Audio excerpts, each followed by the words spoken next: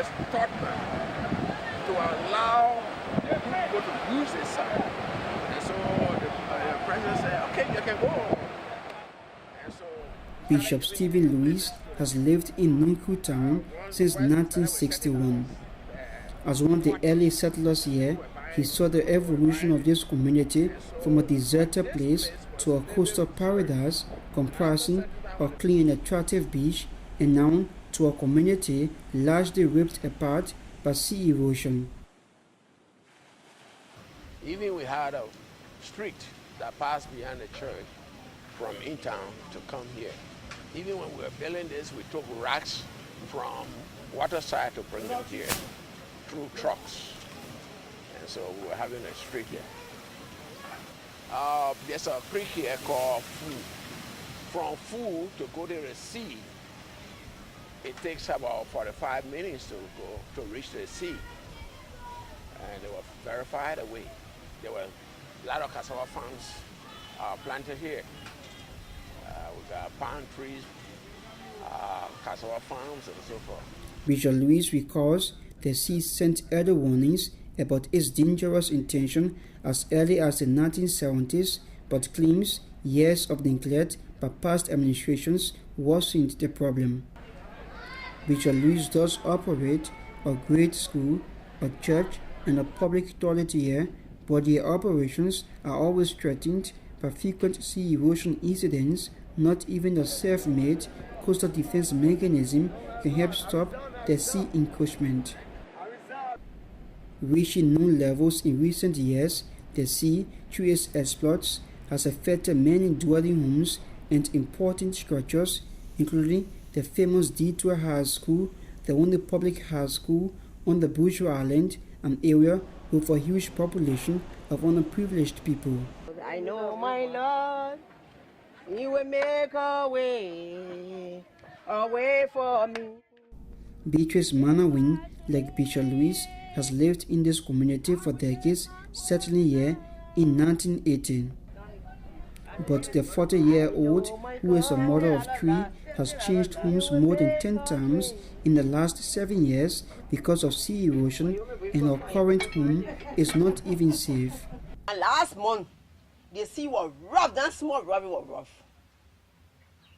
You see, when the whole water entered in, the whole place in my room, the whole place was also water. Because the water, the tear the thing and enter with death and sin. The whole room was filled up with also water. So I appreciate you and let you know that homes and large swathes of land swept away by the sea will not be reclaimed, says Tennessee Wilson, field supervisor of a government-run donor-funded coastal defense project in Nunku Town.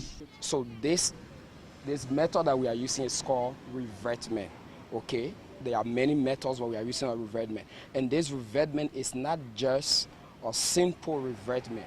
So we have the revetment, and at the same time we are using the revetment as a road.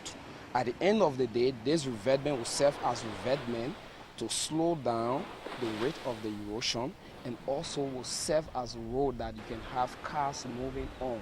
The point of reclaiming land, the style of the coastal and protection we are carrying on, this revetment, is not reclamation of land. We are protecting the offshore erosion, cross-shore erosion, which of course is not to go furthermore, but to cover and stop or slow down this erosion from moving landward. Wilson, also an engineering geologist, says when completed, the project will last for 50 years. That 50 years is not just 50 years that you construct and go, but I said with maintenance. So if you continue the maintenance, we could go above. Environmentalist Dr. Tobot Jara dismisses the project as unsustainable. It is quick impact, but it will not save the people. It will increase. Look at the homes they have. When the wind is coming, the wind will uproot the homes. Instead of waiting for the wind to uproot the homes, We should move these homes now to safer zone. This is about sea level rise. It's taking place on an unprecedented level. Dr. Jara, a UN climate change expert, calls on the Liberian government to think beyond adaptation. Many of these people live in shanty homes. When the level of the sea is on the rise, the wave is on the rise, the wind is blowing, the dust from the other side also is meeting the sea wind, it gets them sick.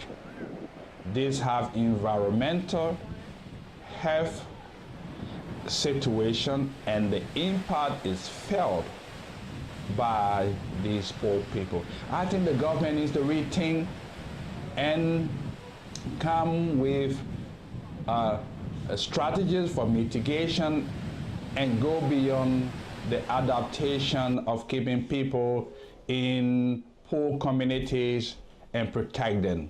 President Weah did dedicate the first phase of this project in October. We've reached the December deadline and apparently sensing that his promise for this project, which also includes a quota road. Just like many others, including the one for Bali Island, is singing by our thread, the president was here again just days ago to inspect this project and apparently hurry the engineers, who seem to be racing against time to meet next month's target. Sources familiar with this project have told Power News that the engineers have only covered 600 meters of the projected 1,400 meters for both the north and south wings of this project, amounting to 55%.